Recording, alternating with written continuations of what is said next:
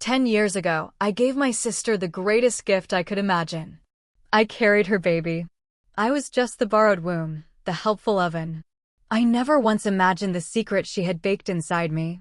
Before we continue, please subscribe to the channel and let me know where you're listening from in the comments. My name is Rosie. My older sister, Elise, has always had the perfect life. The big house, the successful husband, David. The only thing missing was a child. After years of painful procedures, her doctors said she could never carry a baby.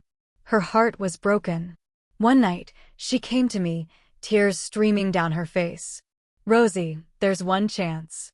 We can use a donor egg and David's sperm, but I need someone to carry her. I need you." I didn't hesitate. "Of course," I said. "Whatever you need." How could I say no? She was my sister. They chose an anonymous donor, a smart, artistic college girl, her profile said. It would be David's baby, in every way that mattered to him, and Elise would be the mom from day one. I was just the vessel. The clinic process was intense. There was one day where I had to be sedated for what they called a routine procedure. Elise was with me, holding my hand. "Just relax, Rosie. I've got all the paperwork. You're doing amazing." I was groggy, trusting her completely. The embryo transfer worked. I was pregnant. For 9 months, I carried this little life. I talked to her, I sang to her.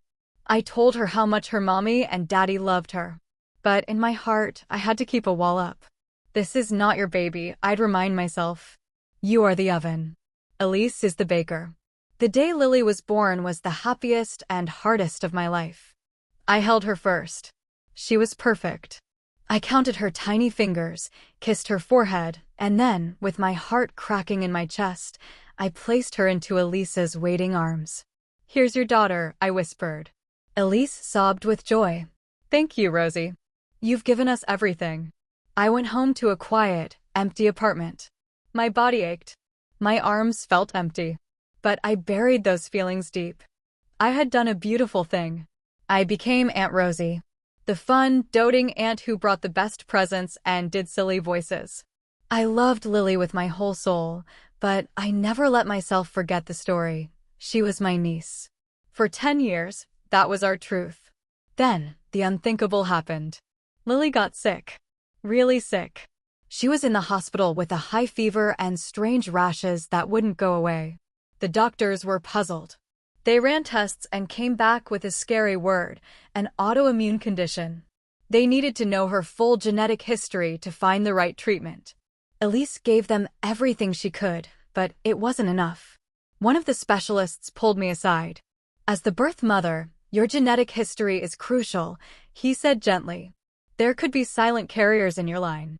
To be absolutely thorough, we'd like to do a simple DNA test between you and Lily. It will just rule out any risk factors we can't see." A test? To see if I was a carrier? It made sense. I wanted to do anything to help Lily. "Of course," I said. "Whatever she needs." We did the cheek swab, me and a sleepy, brave Lily in her hospital bed. I didn't think twice about it. The science was clear. Donor egg plus David's sperm equals Lily. I was just the carrier. A week later, the doctor called me into a small, private office. His face was serious.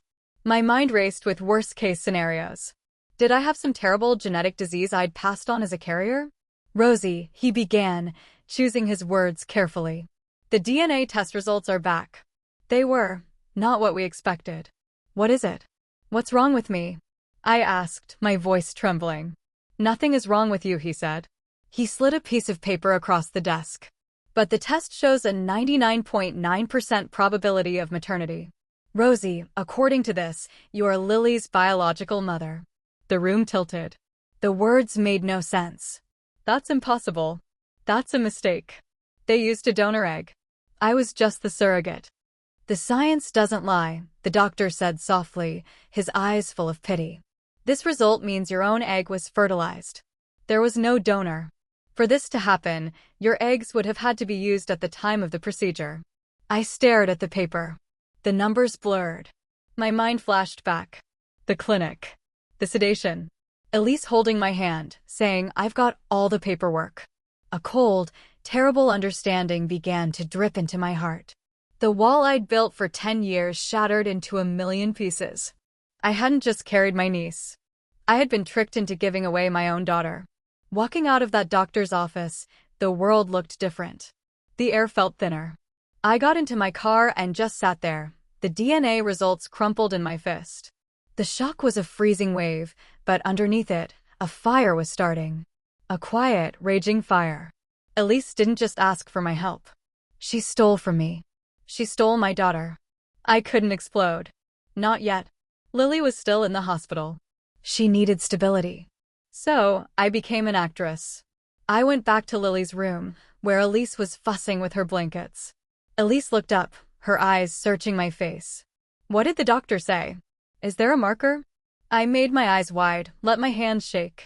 I channeled all my real panic into a different performance. It's confusing. The results were weird. They need to run more tests. I let a tear fall. I'm so scared for her. Elise's shoulders relaxed slightly.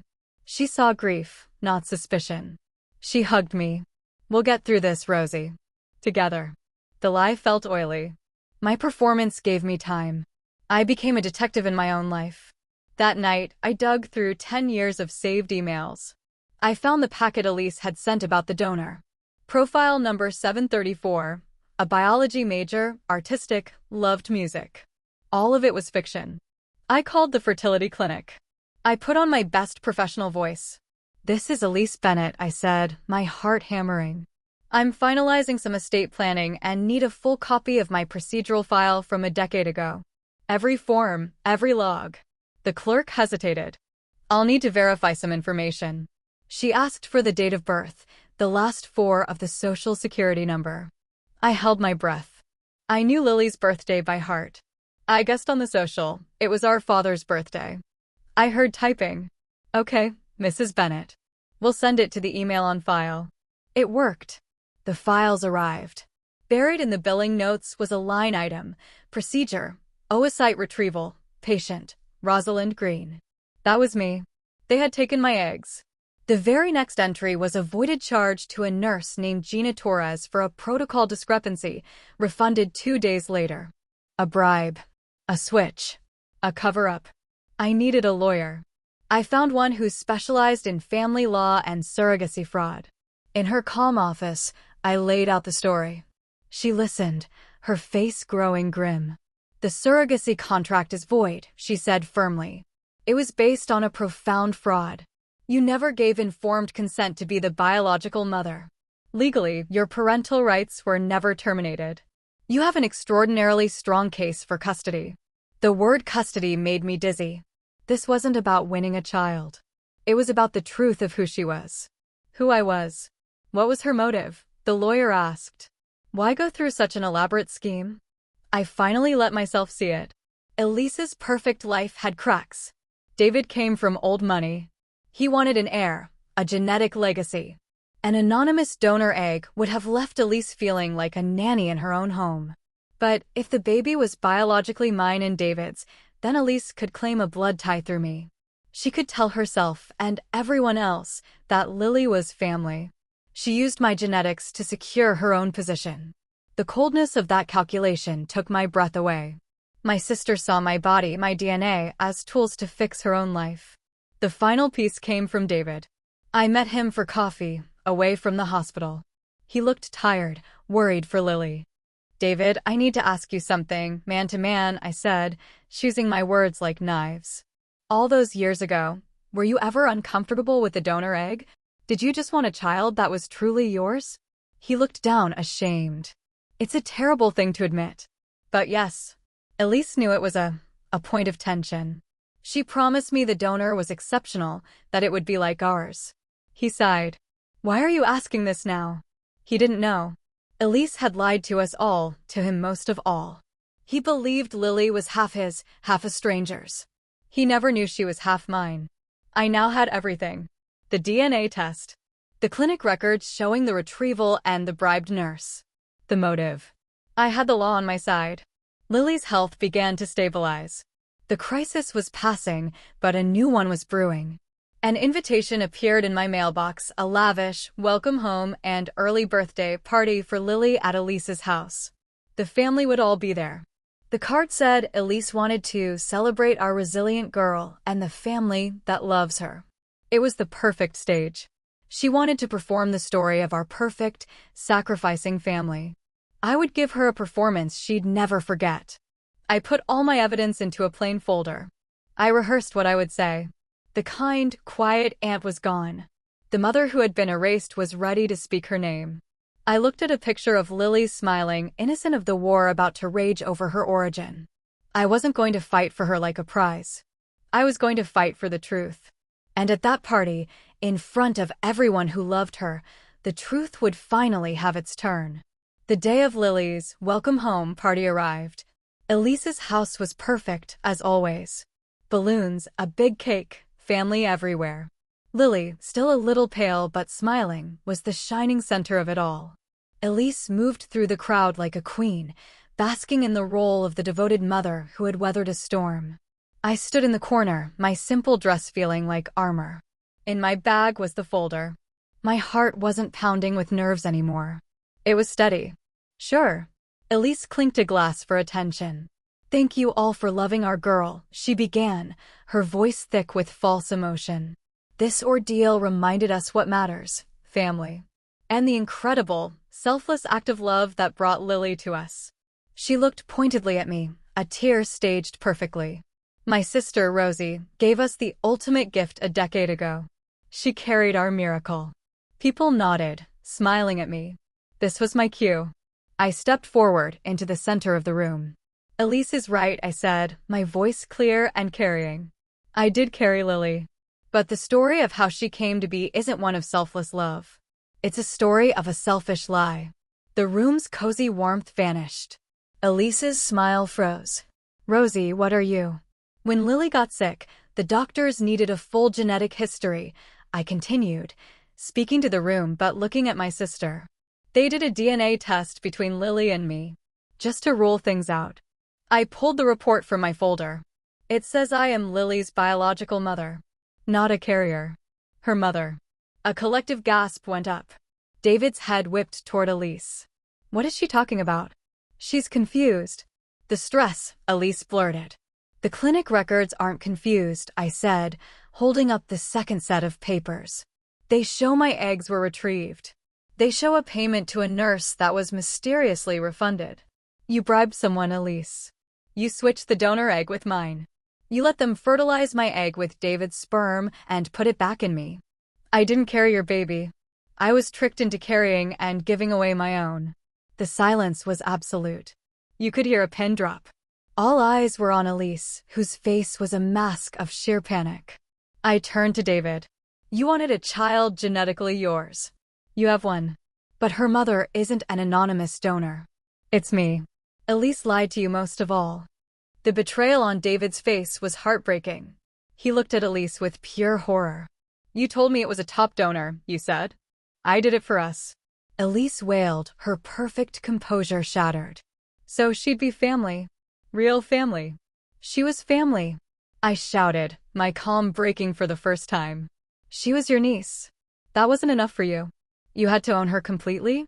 You had to make me live a lie for 10 years, watching my own daughter call someone else mom." I knelt down to where Lily was sitting, her eyes wide. I kept my voice soft, just for her.